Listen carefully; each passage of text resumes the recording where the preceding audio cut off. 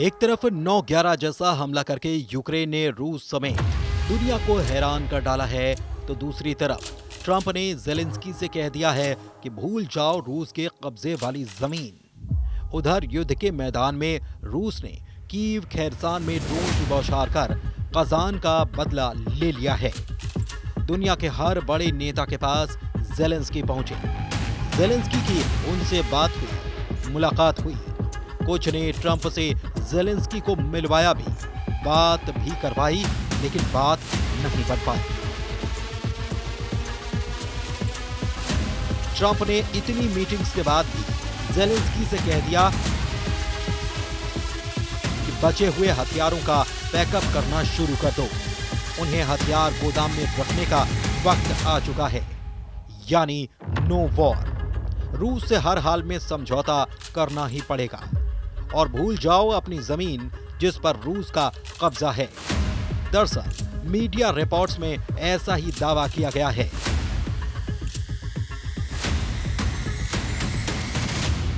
यानी जेलेंस्की की स्थिति आसमान से गिरे और खजूर पर अटके जैसी हो चुकी है। ट्रंप के इस फरमान से जेलेंस्की के हाथ पांव कांपने लगे हैं। क्या करें, क्या न करें, किसके पास जाएं ताकि रूस के खिलाफ युद्ध में ट्रंप का सपोर्ट मिल जाए। जेलेंस्की को कुछ भी समझ में नहीं आ रहा।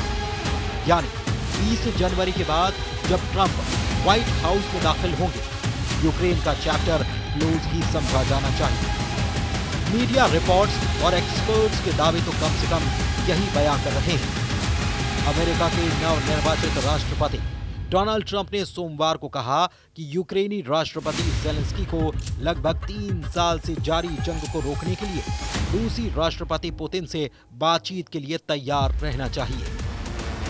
रॉयटर्स की रिपोर्ट के मुताबिक ट्रंप ने कहा है कि वो युद्ध से हुई तबाही को देखकर काफी दुखी हैं। इसे रोकना होगा।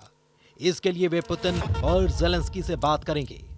हालांकि ट्रंप ने ये नहीं बताया कि वो यूक्रेन जंग को रुकवाएंगे कैसे। ट्रंप ने कहा कि युद्ध की वजह से विवादित क्षेत्र का ज्यादातर हिस्सा मलबे में तब्दील हो चुका है और इसे ठीक करने में 100 साल से ज्यादा का वक्त लगेगा। ट्रंप ने कहा कि कई शहर ऐसे हैं जहां पर एक भी इमारत नहीं बची है, सब कुछ तबाह हो चुका है। वैसे जेलेंस्की पर ट्रंप की नजर अमेरिकी चुनावों से पहले ही टेढ़ी है और ट्रंप अपने चुनाव प्रचार के दौरान कई बार यूक्रेन को अमेरिका के बाइडेन प्रशासन की तरफ से दी जाने वाली मदद पर सवाल भी उठाते रहे हैं, और वो भी दमदार तरीके से। ट्रंप के इस एक्शन का रिएक्शन ये हुआ कि अमेरिकी जनता ने उन्हें दिल खोलकर वोट दिया और दुनिया के सुपर पावर के राष्ट्रपति की गद्दी तक पहुंचा दिया। और अभी 22 दिसंबर को डोनाल्ड ट्रंप ने फिनिक्स में एमफेस्ट में एक रैली को संबोधित किया, जिसमें उन्होंने व्लादिमीर पुतिन के साथ अपनी बातचीत के बारे में भी बताया। सबसे बड़ी बात ये कि रूस यूक्रेन युद्ध को खत्म करने के ट्रंप के दावों के बीच रूस में नेताओं की आवाजाही शुरू हो चुकी है। पुतिन से मुलाकात करने के लिए क्रेमलिन में स्लोवाकिया के प्रधानमंत्री रॉबर्ट फिको पहुंच गए। फरवरी 2022 में यूक्रेन पर रूस के अटैक के बाद यूरोपीय संघ के किसी नेता की ये मॉस्को की ऐसी यात्रा है जिसने पूरी दुनिया को चौंका दिया। ऐसा इसीलिए क्योंकि स्लोवाकिया यूरोपियन यूनियन का मेंबर है और ईयू रूस यूक्रेन युद्ध में हमेशा से ही यूक्रेन के पक्ष में खड़ा रहा है।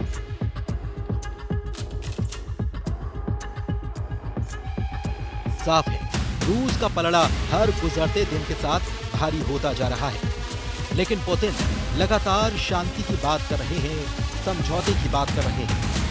लेकिन इतने संकेतों के बावजूद यूक्रेन वाले जेलेंस्की मानने के लिए तैयार नहीं। रूस के कजान पर यूक्रेन ने ड्रोन हमला कर ही दिया। फिर क्या था? गुस्से से तिलमिलाए पुतिन ने अपने हथियारों की मारक क्षमता बढ़ाकर कीव तक पहुंचा दी। कजान शहर पर शनिवार को हमले के जवाब में रूस ने यूक्रेन पर ड्रोन की बौछार कर दी। यूक्रेनी वायुसेना ने हमले की पुष्टि करते हुए कहा कि 103 ड्रोन भेजे गए थे। रूस के इन ड्रोन्स ने ब्रांस्क, मिलरोप और बर्डियांस्क समेत कई टारगेट्स को निशाना बनाया।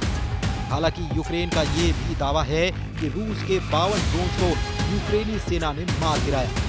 सिर्फ ड्रोन ही नहीं, कीव और खेरसौन में पुतिन की मिसाइलों ने भी शोले बरसाए। टेलीग्राम चैनल पर बयान जारी करते हुए यूक्रेनी एयरफोर्स ने लिखा है कि दुश्मन ब्रांस, मिलरोव, ओरेल, कुर्स्क, प्रिमोस्त्रोको, अख्तर्स और बर्डियास्क की ओर से शाहिद और दूसरे ड्रोन से हमला बोला गया था।